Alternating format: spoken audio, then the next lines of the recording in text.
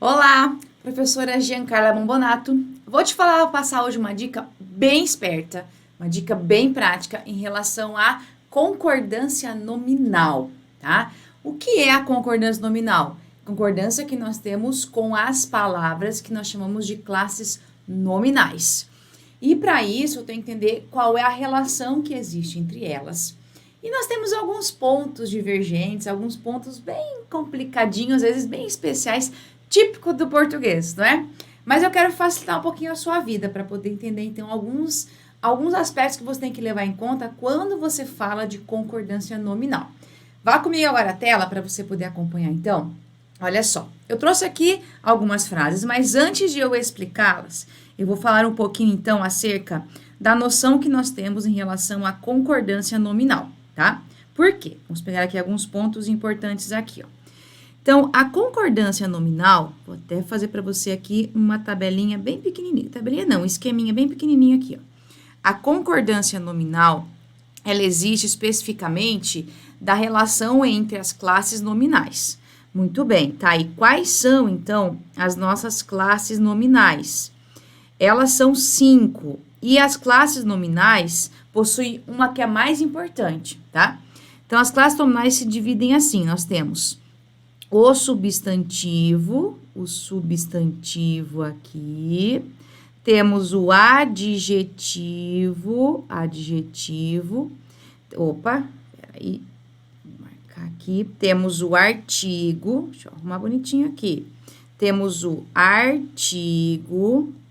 Temos o pronome aqui e temos o numeral. Muito bem. O que é que você tem que levar em conta agora na concordância nominal? É o seguinte, o substantivo sempre vai ser o núcleo, tá?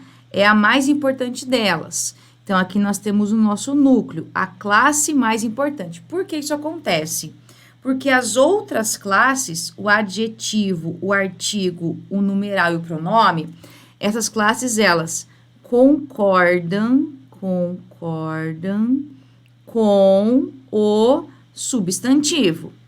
Então, todas elas estão ligadas ao substantivo. E essa concordância, como é que ela acontece, né? Nós temos aqui, ó, a flexão que a gente chama de gênero, flexão de gênero, aqui, ó. E aqui nós temos o que teoricamente seria masculino ou feminino, tá? E temos também a flexão de número, tá? Essa flexão de número aqui, ó, flexão de número, quer dizer que nós temos palavras que elas podem estar ou no singular ou no plural. Então, basicamente, essa é a lógica que nós temos em relação à concordância nominal. Qual o seu cuidado? Em relação às classes todas, deixa eu marcar aqui uma observaçãozinha aqui, ó. O adjetivo ok, artigo ok. Agora, nós temos aqui o pronome, que ele tem algumas situações também interessantes. O adjetivo também tem algumas informações interessantes. Porque nós temos palavras que podem, muitas vezes, mudar de classe. E é aí que a gente pode ter um pouquinho mais de dificuldade. Então, teoricamente, a concordância nominal, ela se organiza na relação entre as classes nominais, o substantivo é o nosso núcleo, e nós temos o adjetivo, o artigo, o pronome numeral, que concordam com esse substantivo. Então, a base é sempre olhar o quê? Para o substantivo e verificar como ele está. E as palavras que o acompanham vão seguir a mesma dinâmica aqui. Voltando agora à nossa questão, aí nós temos uma questão que fala o seguinte: quanto à concordância nominal, marque a alternativa correta. Então, veja, temos assim, ó. As provas não foram bastantes para inocentá-lo. Com as manifestações populares, tivemos dias bastante trabalhosos. As provas não foram bastante para inocentá-lo. Repetiu aqui, mas colocando a flexão do singular. Os obstáculos não foram bastante para desanimá-lo. Aqui, nós temos a palavra bastante. Eu vou falar um pouquinho dela aqui para você, por quê? A palavra bastante, né? Assim como a palavra, ó, a palavra bastante, tá? A palavra muito, a palavra pouco, né? Essas palavras aqui, elas podem mudar de classe, tá? Teoricamente, nós podemos ter o quê? E outras, tá? Não vou colocar todas aqui, nós temos outras aqui. Elas podem mudar de classe, tá? Mudar de classe. Então, eu vou dar um exemplo claro agora aqui em relação à palavra muito e bastante, essa daqui, mas na função de, que às vezes pode ser de pronome indefinido ou também na função de advérbio. O que é que você vai entender aqui? Primeiro, a função e a definição que nós temos dessas duas classes. Pronome indefinido, ele faz o quê? Ele acompanha um substantivo. Nós já vimos isso aqui que eu falei anteriormente. Concorda com ele? O advérbio, ele tem a função de modificar. Ele pode modificar 3 classes, tá? Pode modificar um adjetivo, pode modificar um verbo e pode modificar outro advérbio. Uma coisa importante em relação a essas duas classes é a seguinte, tá? Pronome indefinido é uma classe variável. O que significa isso? Que ela vai ter flexão em singular, plural, feminino, masculino. E o advérbio é uma classe invariável. O que significa isso? Nunca vai ter flexão, nunca vai mudar. Então, vamos pegar aqui um exemplo bem simples aqui, ó. Eu tenho muito exercício para resolver. Muito bem. Posso falar eu tenho bastante exercício para resolver? Também. As duas formas estão corretas aqui, tá? O que acontece? Nesse caso, nós temos duas palavras aqui. Posso até falar o pouco também, se eu quiser. Eu tenho pouco exercício para resolver. Veja que todas elas estão falando que não é que eu tenho pouco, o verbo ter, eu tenho pouco algo, eu tenho pouco de algo, ou muito de algo, ou seja, exercício. Se você for verificar exercício aqui, ó, é um substantivo, né? Exercício é um substantivo. Então, eu tenho 3 palavras aqui que estão ligadas a um substantivo. Para eu confirmar se realmente isso daqui porque se for um substantivo, o que nós temos aqui? Todos são pronomes indefinidos. E como é que eu confirmo isso? Eu posso flexionar agora a palavra exercício. Se em vez de exercício eu colocasse prova, né? Se fosse a palavra prova, por exemplo. Deixa eu pegar outra cor aqui para ficar melhor. Se em vez de exercício, eu tivesse na frase aqui, ó, a palavra prova. Vamos pensar agora. Como é que você falaria? Eu tenho, veja só comigo, muito prova? Não, né? Eu tenho muita prova para resolver. Eu tenho bastante prova, porque a palavra bastante não tem feminino ou masculino, é neutro. E eu tenho pouca prova para resolver. Veja que ele teve flexão, então ele concordou com o substantivo. Ah, tá. E se fosse, em vez de prova, nós tivéssemos a palavra provas. Se fosse provas, como é que ficaria? Eu tenho muitas provas, eu tenho bastantes provas, eu tenho poucas provas. Bastantes provas, claro, porque se eu tenho um pronome indefinido, ele vai concordar com um substantivo. E a flexão tem que acontecer, por mais estranho que pareça. Eu tenho bastantes provas, que feio. Não importa, essa é a ideia. Tá, e se eu tivesse, então, um advérbio? Por exemplo, ó, eu estudei bastante hoje. Eu posso falar eu estudei muito hoje, eu estudei pouco hoje.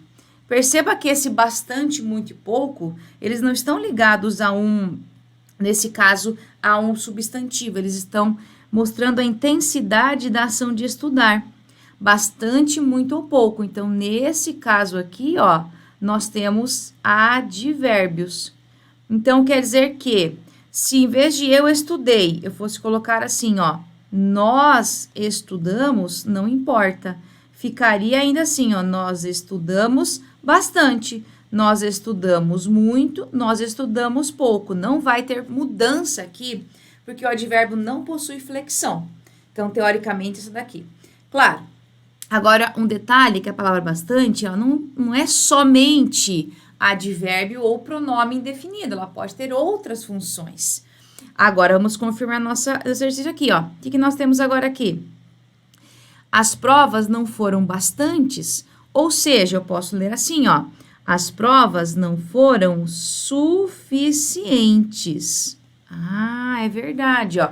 As provas... Eu não vou falar assim, as provas não foram suficientes. As provas não foram suficientes para inocentá-lo. Então, quer dizer que esse bastantes, ele se refere, é como se fosse suficientes, e está aqui, ó, concordando com provas, que é um substantivo. Então, quer dizer que realmente está certinho aqui, ó. Eu tenho essa flexão adequada porque nesta frase aqui, ó, a palavra suficientes aqui, bastantes, ela tem uma função de um adjetivo. E o adjetivo concorda com o substantivo. Na B, com as manifestações populares, tivemos dias bastante trabalhosos. Veja só, a palavra trabalhosos aqui, ó, trabalhosos aqui, é um adjetivo, ó, dias trabalhosos. Ele já é um adjetivo aqui. Então, nós temos agora o bastantes que está ligado a esse adjetivo aqui. Se a gente for confirmar aqui, ó, você vai verificar que o advérbio, ele modifica também o adjetivo. Ah, então quer dizer que nesse caso, esse bastantes aqui seria o quê? Um advérbio.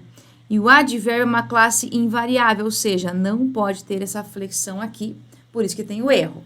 Na letra C, as provas não foram bastante para inocentá-lo. É igualzinho à letra A. Então, para eu corrigir essa letra aqui, o que eu teria que fazer? Eu teria a prova não foi bastante para eu manter o singular, eu teria que ter tudo no singular mesmo, tá? Então, quer dizer que nesse caso, veja que aqui se repete a ideia de que eu tenho aqui um adjetivo. E o adjetivo, ele tem que concordar com o substantivo dele de referência. Aí, na letra D, os obstáculos não foram bastante para desanimá-lo. É a mesma coisa que a letra A e a letra C. Não foram bastantes, porque ele ainda concorda com o substantivo aqui, ó. Então, nesse caso, o que nós temos aqui, ó? Esse bastantes é um adjetivo. Então, veja, quando a gente trabalha com a noção de palavras, uma dica para você aqui muito importante é que existem palavras que podem mudar de classe, tá? E isso depende do contexto e da relação entre os termos. Então, sempre você tem que olhar o seguinte, olhe muito bem essa relação aqui entre as palavras e trechos para você entender que existem palavras que podem mudar. E isso aqui, claro, às vezes numa prova pode confundir bastante. Então, a minha dica é concordância nominal, atenção para os casos em que nós temos palavras que às vezes nem são apenas aquelas classes nominais. E a concordância nominal, ela sempre está ligada como fundamento à relação de pronome, artigo, adjetivo, numeral ao substantivo. Então, o substantivo é rei, ele que manda e você tem que ficar atento a isso. Tudo bem? Gostou do vídeo, então? Deixa aí seu like, compartilha, siga-me nas redes sociais, @GiancarlaBombonato, tá? Tenho também meu site de correção de redação, redaçãogabaritada.com.br, e também meu site aí, que eu estou agora organizando o site em relação a atendimentos de mentorias e aulas de língua portuguesa, que é giancarlabombonato.com.br. Tudo bem? Te vejo aí numa próxima aula. Até mais!